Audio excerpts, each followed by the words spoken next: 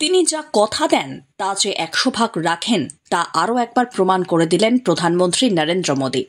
স্বাধীনতা দিবসের দিন লালকেল্লা থেকে তিনি ঘোষণা করেছিলেন যে দীপাবলির আগেই দেশবাসী বড়সড় উপহার পাবেন। অবশেষে দেশবাসী পেতে চলেছেন সেই উপহার। বিরাট বড় পরিবর্তন আসতে চলেছে জিএসটির হারে। এবার থেকে 5 এবং 18% দুটি হারে জিএসটি কার্যকর হবে। মাত্র কয়েকটি ক্ষেত্রে থাকবে 40% কর। এবার 12 এবং 28% জিএসটি উঠে গেল। জীবন বীমা এবং ব্যক্তিগত স্বাস্থ্য বীমায় পুরোপুরি মকুব হয়ে যাবে জিএসটি। আগামী 22 সেপ্টেম্বর থেকে নতুন হারে জিএসটি প্রযুক্ত হবে। বিলাসবহুল সামগ্রী, নরম পানীয়, সিগারেট, গুটখা, পান মশলার মতো দ্রব্য ছাড়া আর কোনো ক্ষেত্রেই 40% জিএসটি থাকছে না।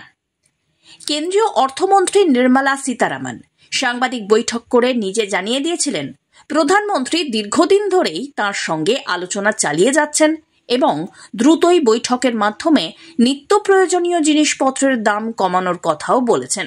আর সেই মতোই বিরাট পদক্ষেপ নিল মোদী সরকার। নতুন ব্যবস্থায় 33টি জীবনদায়ী ওষুধ সহ 175টি নিত্য প্রয়োজনীয় জিনিসপত্রের দাম কমে যাচ্ছে। বিস্তারিত দেখে নেওয়া যাক কোন কোন ক্ষেত্রে জিএসটির হারে কি কি বদল আসছে। চুলের তেল, shampoo, toothpaste, toilet soap, toothbrush, এছাড়াও শেভিং ক্রিম আগে ছিল 18% জিএসটি, এখন হলো 5% জিএসটি। এছাড়াও ঘি, মাখন, চিজ এবং ডেয়ারি জাতীয় জিনিসপত্রে আগে ছিল 12% জিএসটি, আর এখন হলো তা কমে মাত্র 5% জিএসটি। এছাড়াও বিভিন্ন রকমের নিমকি, ভুজিয়া বা চানাচুর জাতীয় জিনিসপত্রে জিএসটি ছিল 12%, এখন যা কমে দাঁড়ালো 5%। শিশুদের উপকরণ যেমন ফিডিং বোতল, ন্যাপকিন, ছোটদের সামগ্রীর ক্ষেত্রে 12% জিএসটি কমিয়ে করা হলো 5%।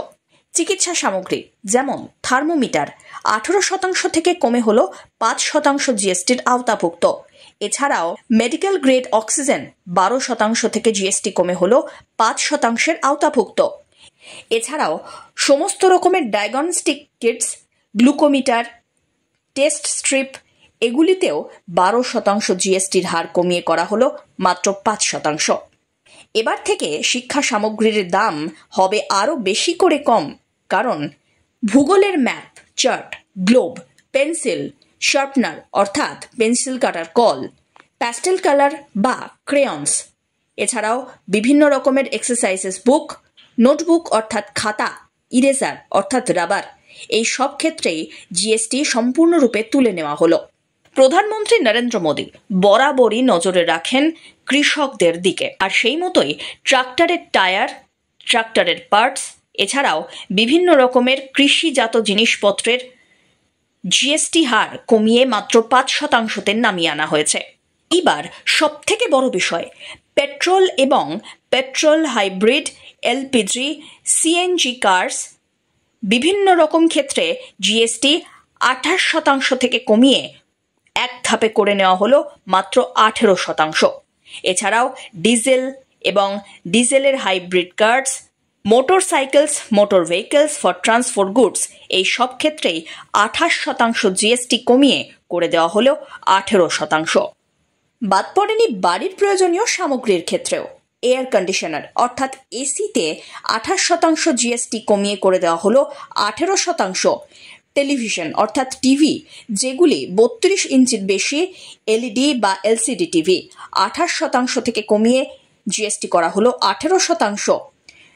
কম্পিউটারের মনিটর এবং প্রজেক্টরের ক্ষেত্রেও 28% জিএসটি থেকে কমিয়ে করে দেওয়া হলো 18%। এক কথায় বলাই যায় আরও বেশি করে সস্তা হলো নিত্য প্রয়োজনীয় জিনিস।